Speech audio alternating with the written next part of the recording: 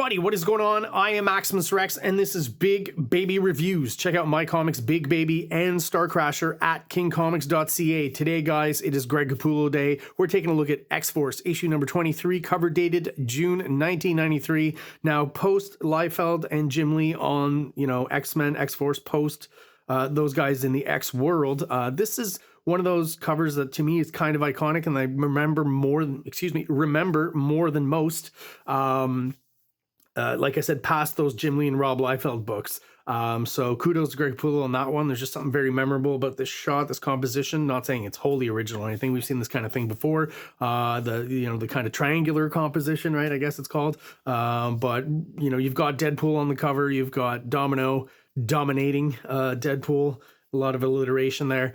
Domino triumphant. The cover kind of just, the blurb reinforces what you're seeing on the cover. But good piece of artwork. And I noticed that it's only signed by Greg Capullo. There's no extra little bits. And strangely, there's these two X's above and below, as if almost to make sure no one does add anything. I don't know if I'm seeing too much into this. I'll just throw that out there.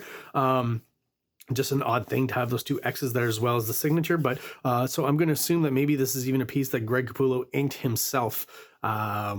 This issue, as we go through it, I'll kind of point out some stuff. Almost this book at this point is pretty much an Image comic book, at least visually. And you'll see in the layouts and stuff, and I'll describe as I go through the book. And even the characters, right? Deadpool created and Domino also created by Rob Liefeld. So again, proto-Image characters, really not typical kind of Marvel fare characters. They've got kind of the Cable, well, I'll say the Rob Liefeld kind of tropes of pouches and armor and stuff. And Capullo's continuing that and doing a really good job, right? I've talked before in past issues about his redesigns and stuff, still kind of respecting the Liefeld aesthetic, which I think is cool, and sometimes really pushing it ahead with Cable and almost parodying it, but that's fine because he's such a great artist and he does it really well. But yeah, the one thing again, it just annoys me is during this period of time, he's doing, the Deadpool eyes, shaped much more, I would say, like Spawn's kind of eye markings or whatever you want to call those. You got to wonder, is this Capullo maybe kind of like subconsciously, calling out to McFarlane or something? Hey, if I drew Spawn and maybe he'd kind of look like this a little bit.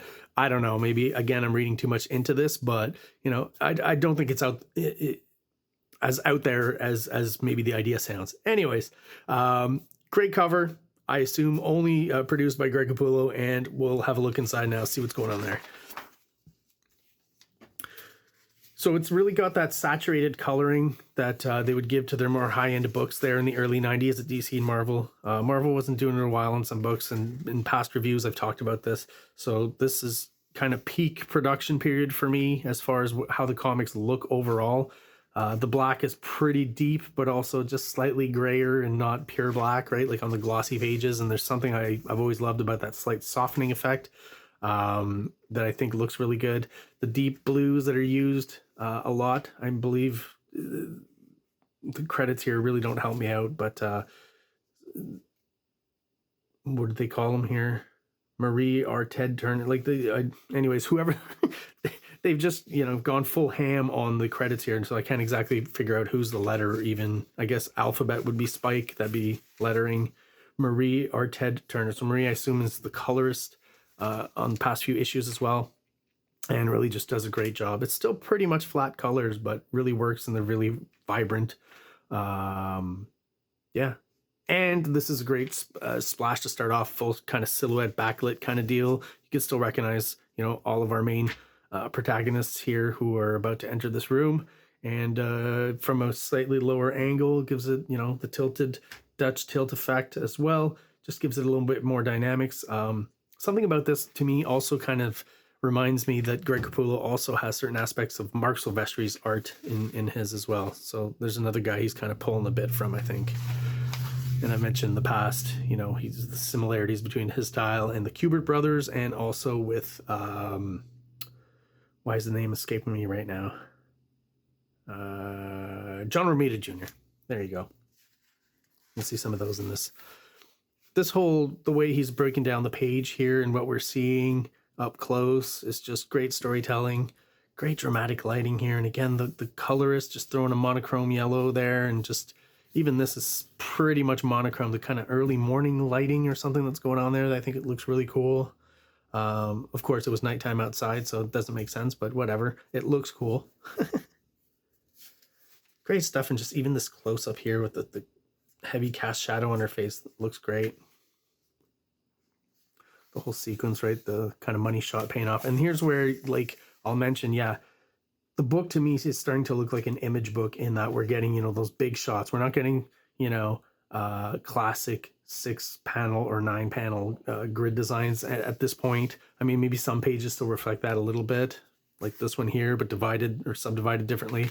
But, you know, we're going to move more and more away from that as we go through this book. What a great shot. Even these little, like, hints of just the silhouette of them jumping away. Maybe it's a little dark on the camera. Maybe this could have been a bit lighter for more contrast, right? But climbing over a wall here in silhouette, even that little panel is just excellent. Picking up Cruel for some reason, this whole external story. I'm not going to get too much in the storyline, but I remember back in the day when I was reading the last few issues of X-Force by Rob Liefeld, and I did end up buying the first few issues of X-Force by Pacella, right? Continuing the storyline. I got fooled with the fact that it still had a Liefeld cover. Those few past issues, Liefeld's actual run on the inside of the book, right? Before Youngblood. And this whole external story, you know, I never got the conclusion to, and it feels like it concludes in this issue, and it kind of dies on a whimper, that whole storyline, really. It's almost like they're trying to get rid of it, and this issue kind of serves to do that. This is a scene where Sam is asking about the externals, asking Professor Xavier, obviously some, you know, form of mentor who would know more about him, maybe this, but even he says he thought they were tall tales, right? So really not getting much more info out of Professor X. Some great Greg Capullo tech here surrounding the screen, the computer banks and stuff. Looks great. Even his small little establishing shots, like how evocative is that, right? Right away. We're in the desert, some shacks, right? And the setting sun in the background. What a great image. And the coloring, again, really cool. You know, this is what I mean by peak kind of, you know, analog production values, I guess, for me, is, you know, the way they do the color holds here. And I guarantee you this is not digital, right? There's a bit of darkening here. Okay, I can't guarantee you it's not digital, but I pretty much am sure it's not digital. Marvel took a while to change after Image showed up. But yeah, so also Image book, sparseness of backgrounds, right? And here's the thing too, is McFarlane was, you know, perceptive enough to, and I could see it now, but as a kid I couldn't, to see Greg Capullo's full potential, even though he's kind of doing the X-Men, X-Force, Jim Lee, Rob Liefeld kind of aesthetic, right? He sees the underlying, right? This is what I've been talking about. It's like the compositional strengths and the layouts and the foreshortening and all the technical stuff and the draftsmanship and the architecture, right? And Greg Capullo's pretty much got all that. He's just thrown this, you know, X-Men, X-Force aesthetic on top of it, his version of it.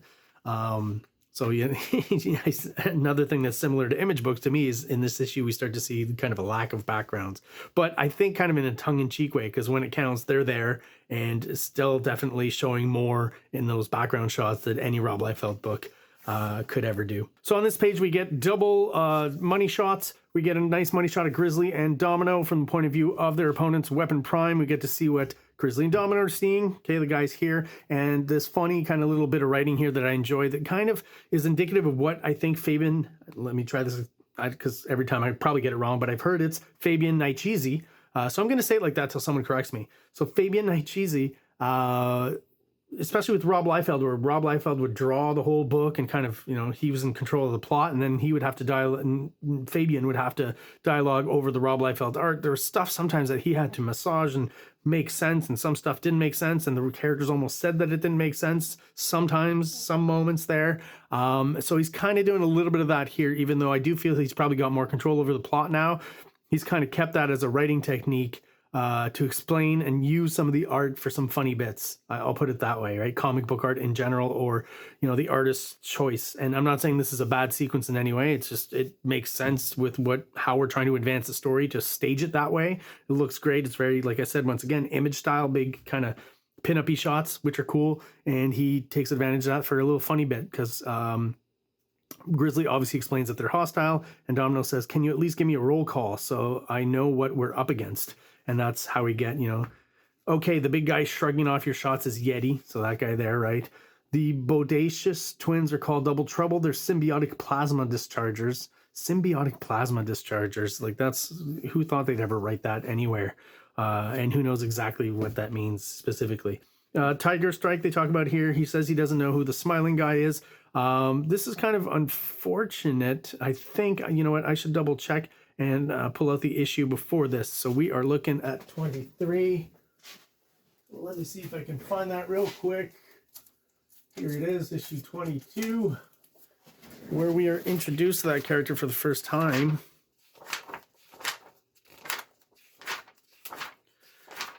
I really would like to compare because I remember seeing, there they are. Yeah, the whole team's color scheme has just completely changed.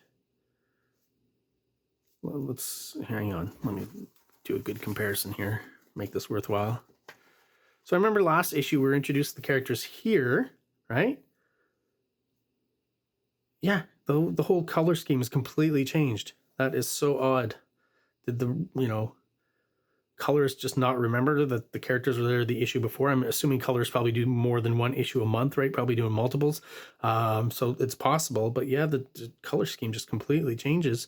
And personally, I think for most of them at least, I prefer the color scheme over here.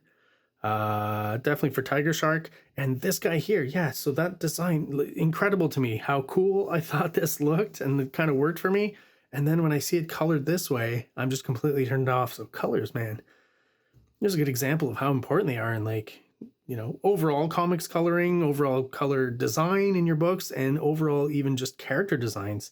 Wow, does this guy look just way more menacing with the red and kind of dark gray, black leather here, which they kept there, but then the armor all of a sudden becomes yellow or golden. Yeah, this doesn't work at all. This is, you know, like I said, this was great. As I was going through this issue, there's something throwing me off there. I was like, for sure this guy looked cooler. And that's just been confirmed. Well, that's kind of unfortunate, right? Anyways, we will eventually learn his name here, and I'll get to it.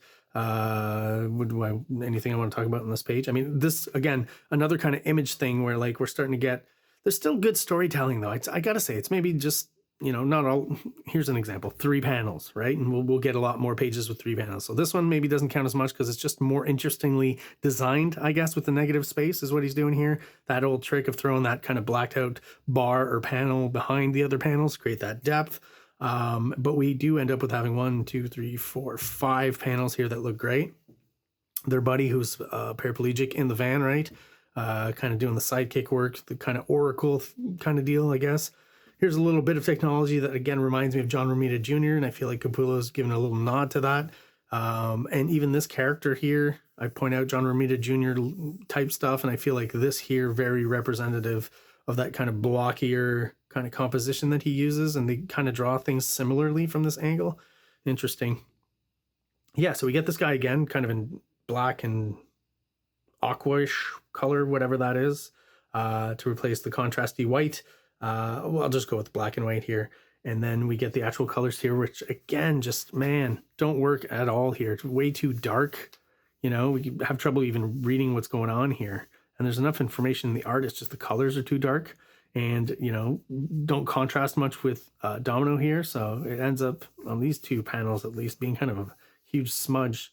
This one, I even have trouble. I really have to pay attention and read it properly to see where the bodies are and what their positions are. And that's not, again, a fault of the art. It's a fault of the coloring. And just, oh, what a horrible, in yellow, how horrible it looks. And his name is Killjoy. And he's got the ponytail kind of deal going. And Killjoy from Cyberforce, right, if you remember, has the ponytail kind of thing going. And Cyberforce's been out by now, so kind of a, you know, I never knew about this kind of somewhat of a crossover in their look and their name, even though this guy's a gentleman and Killjoy in Cyberforce is a lady.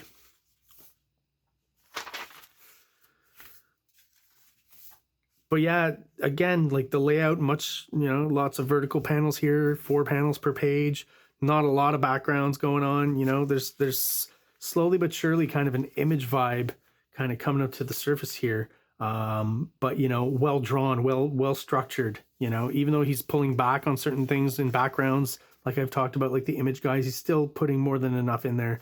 you know, to keep it interesting and make it look good. But, you know, it's just really good at simple, effective storytelling, right?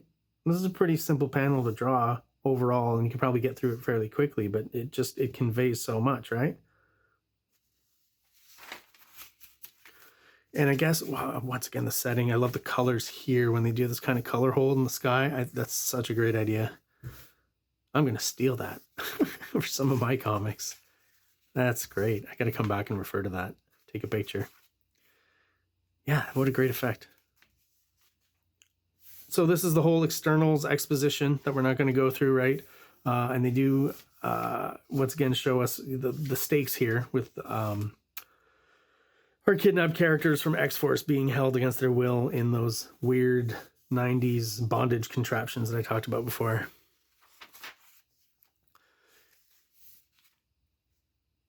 Just a great establishing shot within the ship, right? You know, start with just a simple silhouette, draw this quickly, get through it, and then boom, just another. And he's not going full splash, right? So it's like, I call this a money shot, but he's not, you know, going full on image yet.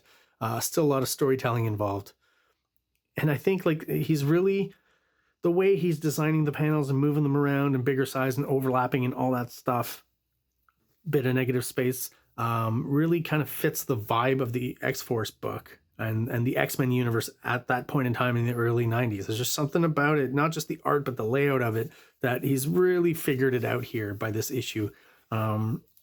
And just everything is just singing and looks great. I've talked about his tech designs with the ships. You know, he's not overcomplicating things.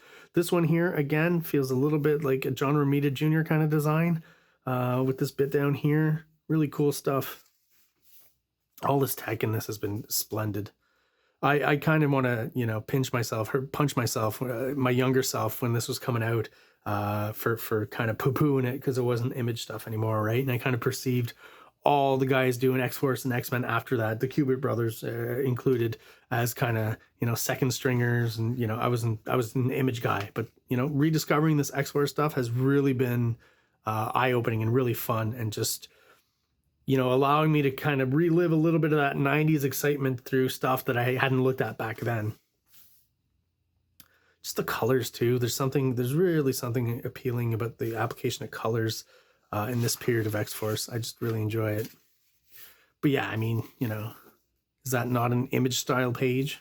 Explosions everywhere, big negative space here, you know, but again, never cheaps out on the storytelling. But yeah, we're moving in on the externals, right? And to the conclusion of that whole storyline, which again, kind of, if this is really the end of it in this issue, kind of dies with a whimper. Not really, was kind of a nothing kind of storyline overall, other than the fact that we found out that Sam is an external, or became an external after he'd been stabbed by Sauron, right? Sauron, however you say that. This is Vanessa, who pretended to be Domino, and they finally caught up to her. So we get some more kind of image style stuff going on here, right? So Deadpool with his big gun, his buddy, he's got a big gun. Big guns are going off here and being shot at both those guys. And then, of course, we turn around and see more big guns. To bring in the paraplegic in his wheelchair is kind of an odd choice, I think. But, you know, he's part of the team, even though he can't actually kind of intervene physically, I guess. Grizzly looks cool here. Yeah, every time, you know, characters come in, it's not a full splash, but they're given their due. It's like a cool 90s image shot. Oh, down shot. Very well done. So this is where they basically, you know, take their friends back, tell the externals not to mess with them, blah, blah, blah. You know, and it's funny here because basically, you know, Sam had promised he wouldn't interfere with Gideon's dealings and stuff. But he writes him a message here where it says, I didn't break my word. I said I would never interfere in external matters again, and I haven't. The others did. So everyone else did, basically. So that's, I mean, storytelling wise, how they're going to get out of that one and the whole external storyline. So like I said, you know, storyline that kind of really didn't go anywhere. And where we're going after this is anyone's guess. I don't know for sure. But yeah, that is the end of this issue. And a parting shot with that cool bit of the vehicle. And And the issue ends with the next issue blurb, the return of Rusty and Skid's mutant terrorist or just terrified mutants. Rusty and Skids, if I'm remembering this correctly, we have not seen since New Mutants. So I'm not quite sure what that's all about and where that's going to bring us. But obviously there's a shift in the storyline away from this external stuff. And we'll find out next issue exactly what that entails with those guys there. All right, anything interesting back here? Not really. There you go, guys. That is it for my review of X-Force issue number 23. If you're still watching and you're subscribed to the channel, thank you so much. I really do appreciate all your support. If you're watching but you're not subscribed, please do so below. It only takes a quick second for you, and it really helps the channel out, helps us grow, and helps get us out there to other people who are into comic books just like we are. Speaking of comic books, check out mine, Big Baby, and STARCRASHER at KINGCOMICS.CA. Everyone, thanks again for watching, and have an awesome day. Like, subscribe, like, subscribe.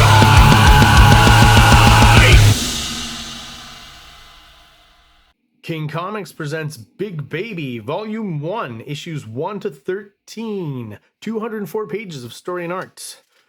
King Comics also presents STARCRASHER one-shot, 32 pages, cosmic sci-fi surrealist adventure. You can find these fine comics at KingComics.CA, at MaximusRex13 on Instagram, or on Facebook, MaxRex or Big Baby.